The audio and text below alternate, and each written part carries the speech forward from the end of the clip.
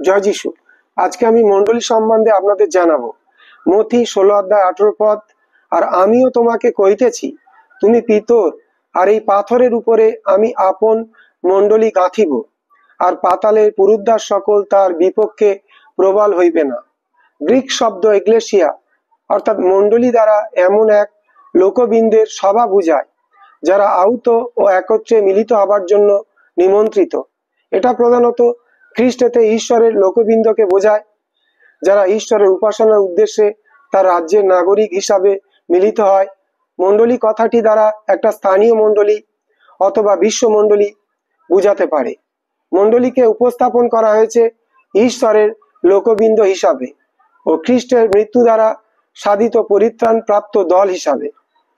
এমন এক তীর্থযাত্রী দল যারা আর পৃথিবীর নয়, যাদের প্রথম দায়িত্ব হবে ঈশ্বরের সঙ্গে এক জীবন্ত ও ব্যক্তিগত সম্পর্কে একটি সমাজ রূপে দাঁড়িয়ে থাকা। মণ্ডলীকে জগতের মধ্য থেকে ঈশ্বরের রাজ্যের মধ্যে ডেকে আনা হয়েছে। মণ্ডলীর স্বভাবই হবে জগৎ থেকে পৃথক হওয়া এবং ঈশ্বর ও পিতা রূপে প্রভুকে গ্রহণই তার পুরস্কার স্বরূপ। মণ্ডলী হলো ঈশ্বর ও পবিত্র আত্মার মন্দির।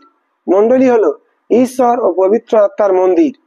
এই সত্যটা মণ্ডলীকে অধার্মিকতা ও জাগতিক পরজাতীয় অনৈতিকতা থেকে পৃথক হওয়ার দাবি করে। মণ্ডলী হলো ঈশ্বরের দেহ।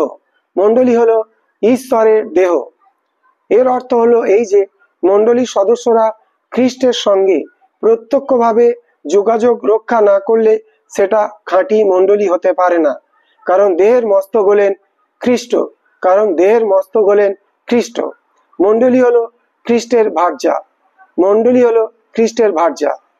এই বৈবাহিক ধারণাটা খ্রিস্টের প্রতি মণ্ডলীর আনুগত্য, ভক্তি ও বিশ্বস্ততা এবং মণ্ডলীর জন্য খ্রিস্টের ভালোবাসা ও ঘনিষ্ঠতার উপর গুরুত্ব প্রদান করে। মণ্ডলী হলো একটা আত্মিক সহভাগিতা। মণ্ডলী হলো একটা আত্মিক সহভাগিতা। এর দ্বারা অন্তরে পবিত্র আত্মার বসবাস করা, আত্মার ঐক্য এবং আত্মার বাপ্তিস্মকে বোঝায়। এই সহভাগিতার উদ্দেশ্য একে অন্যের প্রতি এমন ভালোবাসা ও যত্ন প্রদর্শন করা যা সকলেই দেখতে পাবে।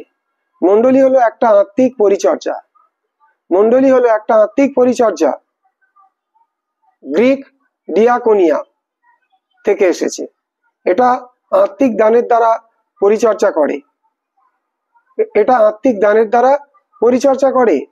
গ্রিক ক্যারিজমাটা থেকে এসেছে। মণ্ডলীর আত্মিক যুদ্ধে জড়িত এমন এক সৈন্যবাহিনী যে বাক্যরূপ তরবারি ও পবিত্র আত্মার ক্ষমতা দ্বারা যুদ্ধ করে। মণ্ডলী আত্মিক যুদ্ধে জড়িত এমন এক সৈন্যবাহিনী যে বাক্যরূপ তরবারি ও পবিত্র আত্মার ক্ষমতা দ্বারা যুদ্ধ করে। সে শয়তান এবং পাপের বিরুদ্ধে এক আত্মিক সংগ্রামে লিপ্ত। মণ্ডলী আত্মিকভাবে পূর্ণ এমন এক যোদ্ধার মতো যা ঈশ্বরের জীবন্ত বাক্য ব্যবহার করে লোকদেরকে শয়তানের কর্তৃত্ব থেকে মুক্ত করবে এবং অন্ধকারের সমস্ত ক্ষমতার উপরে জয়লাভ করবে। মণ্ডলী হলো সত্যের স্তম্ভ ও ভিত্তি। মণ্ডলী হলো সত্যের স্তম্ভ ও ভিত্তি। 1 তিমথিও 3:15। ভিত্তি যেমন দালানকে ধরে রাখে, তেমনি সে ঈশ্বর প্রকাশিত সত্যকে ধরে রাখবে। মণ্ডলীর কাজ সত্যকে ধরে রাখা এবং তাকে নিরাপদ রাখা এবং বিকৃতি ও ভ্রান্ত শিক্ষার হাত থেকে রক্ষা করা। মণ্ডলীর কাজ সত্যকে ধরে রাখা এবং তাকে নিরাপদ রাখা এবং বিকৃতি ও ভ্রান্ত শিক্ষার হাত থেকে রক্ষা করা। মণ্ডলী হলো এমন এক লোকবৃন্দ যাদের ভবিষ্যতের একটি আশা আছে।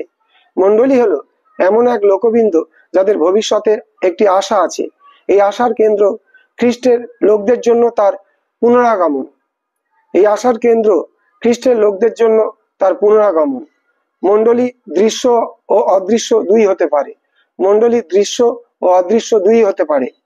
অদৃশ্য মণ্ডলী হলো খ্রিস্টের জীবন্ত বিশ্বাস দ্বারা সংযুক্ত খাঁটি বিশ্বাসীদের সংগঠন। অদৃশ্য মণ্ডলী হলো খ্রিস্টের জীবন্ত বিশ্বাস দ্বারা সংযুক্ত খাঁটি বিশ্বাসীদের সংগঠন। দৃশ্য মণ্ডলী গঠিত হবে স্থানীয় সদস্যদের দ্বারা।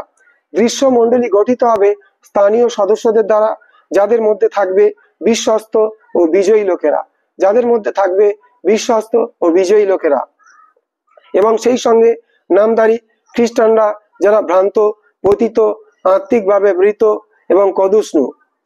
জয় যিশু।